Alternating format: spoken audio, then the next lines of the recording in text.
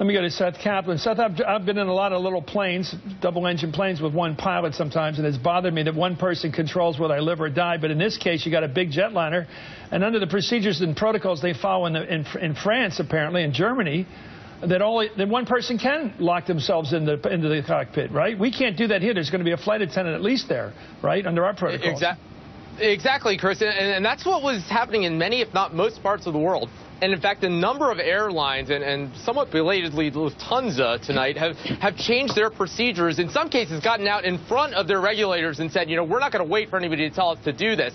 This morning, in that same press conference that you referenced a few minutes ago, your Katie Tur, actually, who we heard from a few minutes ago, asked the CEO of Lufthansa, Carsten Spohr, why don't you do this? And he, in what you could only call a little bit dismissive way, said, well, you know, I don't see why we should need to change this because of one incident. You know, certainly, if there's ever one incident that would force you to change that, this would be the one. Lufthansa now, having joined some of its competitors in Europe, Canada's regulator has put this in place, and Air Canada earlier in the day, even before that, said that it would do it on its own because, Chris, yes, common sense, certainly now in retrospect, that if you at least had somebody else in the cockpit, although we can't say for sure that this could have been prevented, it certainly would have been another redundancy. Somebody who could have tried to talk the guy out of it or could have tried to fight with him to open that cockpit door and let the captain back in. We're going to show that tape when we come back after this break, but let me get back on this, Seth, to the point. I understand it's fairly easy to do what that man who killed everybody on Tuesday wanted to do. It's fairly easy to, apparently, to override the system, to lock the door, to keep the person from getting in, even if they know the combination, et cetera, et cetera. It's not that hard to be a killer of your entire airplane if you seek to do that. Is that right? Yeah, Chris, you know, it's almost if you picture a hotel lock, right? You've got the bottom lock where, you know, the maid can get in, and then a series of other locks. And if you lock them all, it becomes really hard to get in. Now, to be clear, you mentioned earlier Egypt Air. The thing about that, and the one thing that, again, you know, shows us that it's not to say that this necessarily would have been prevented in the past.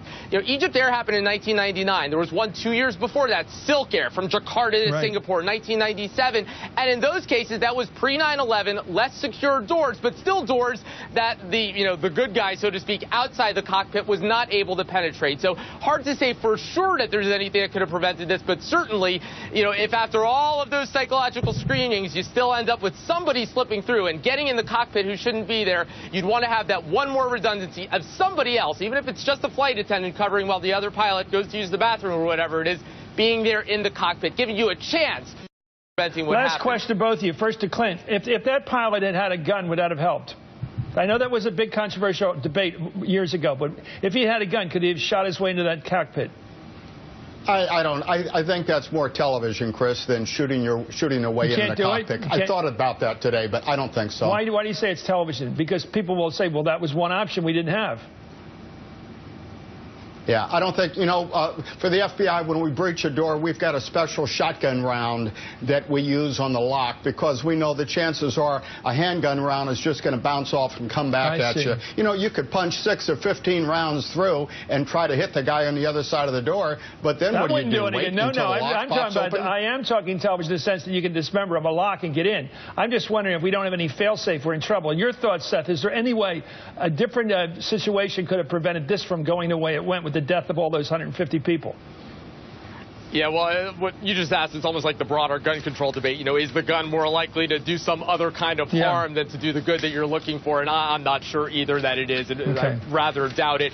But yeah, the main thing that could have changed, it would have been having somebody else in there. We don't know if it would have, but good to see. Just as after 9/11, the world changed very quickly and we became smarter. That's already happening. Well, anybody that gets complacent ought to realize that this is done because the current protocols and procedures, they didn't work. So whatever anybody else did, they didn't think enough. Anyway, thank you, Seth Kaplan. Thank you, Clint Van.